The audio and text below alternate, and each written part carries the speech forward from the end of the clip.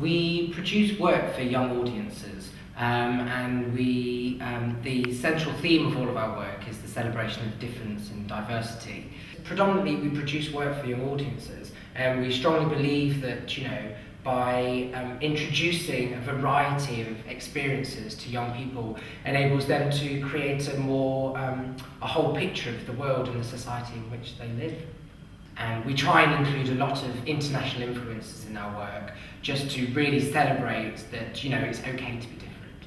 The piece is called Paper People. It's about two performers and characters as newspaper sellers, and they use their newspapers and their newspaper stand to tell a variety of different stories. So by cutting the newspapers and creating puppets with the newspapers and lots of it has a very Tim Burton pop-up quality to it. Chasms the Paper People is a really intimate and thoughtful street theatre piece for young audiences. When we selected it, we were really interested in the way that it was looking at the small stories within the really big story that is the London 2012 Olympic and Paralympic Games. And also at the time when I was developing it, it was when the Olympics were happening in Beijing.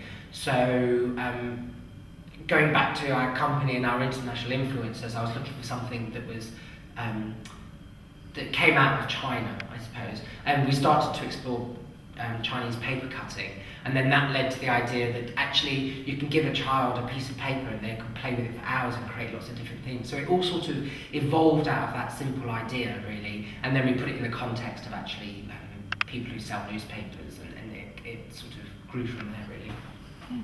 And it's amazing that how when you pick up a piece of paper and a pair of scissors, how suddenly people are really interested in what you're going to make, and how you can make something like you can make a Superman cape or a meteorite or some animals or something come alive out of just one simple piece of paper. I think it's really magical for young people to see that.